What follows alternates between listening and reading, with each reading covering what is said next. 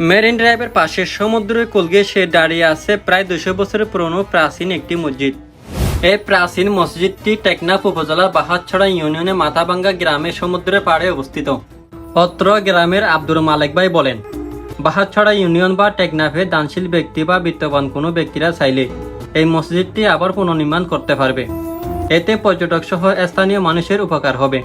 বিশেষ করে পর্যটকেরা নামাজ আদায় করতে পারবে এবং সাগর থেকে অনেক দূর হওয়ার কারণে এখানে চাইলে একটি মাদ্রাসাও নির্মাণ করতে পারবে। হ্যালো এভরিওয়ান, আসসালামু আলাইকুম। আমরা এই মুহূর্তে আছি বড়ডির। তো আমরা এখন মাথাভাঙ্গা চলে যাব, তো আপনারা আমাদের সাথে থাকুন।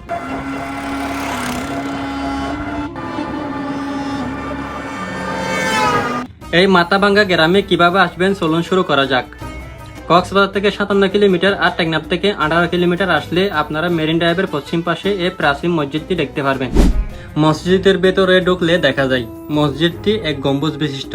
দেওয়াল ঘেঁষে একটি বড় মিম্বারও রয়েছে, যার দৈর্ঘ্য মিম্বার সহ 16 ফুট এবং প্রস্থ 12 ফুট। একটি মেহরাব এবং দেওয়ালে ছোট ছোট কয়েকটি কূপ রয়েছে। মসজিদটিতে পাথর, বালু, চুন এবং সুরকি দিয়ে নির্মিত হয়েছে বলে ধারণা করা হচ্ছে। মরহুম ফজলুর রহমান মিয়াজি, প্রকাশ ফজল মির্জি। মির্জি আসছেন, মির্জি বা নাম মির্জি। না মির্জি মারা গিয়ে প্রায় 100 বছর পর্যন্ত। আনুমানিক 1995 সালের দিকে প্রায় 60 শতক জমি দান করেন মসজিদের পাশে একটি মক্তব তৈরি করেন। পাহাড়ি বালি, সিমেন্ট, পাথর দিয়ে এটি নির্মাণ করা হয়। মক্তবের জন্য নিয়োজিত মৌলভী মসজিদে ইমামতিও করতেন। নিয়োগ দেওয়া হয়েছিল মুয়াজ্জিনও। উক্ত মসজিদের নির্মাণ কাজ শেষ করেন 1954 সালের দিকে। ফজলুর রহমান মিয়াজি হজে গমন করেন এবং সেখানে ওনার মৃত্যু হয়। এরপর থেকে ওনার বংশধররা মসজিদটি দেখাশোনা করতেন।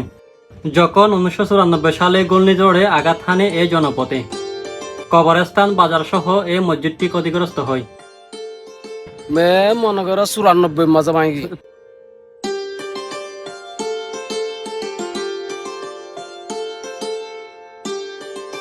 তবে আব্দুল মালেক ভাই বলেন, মসজিদটি যদি আবার পুনর্নির্মাণ করলে গ্রামবাসী এবং পর্যটকের জন্য অনেক ভালো হবে।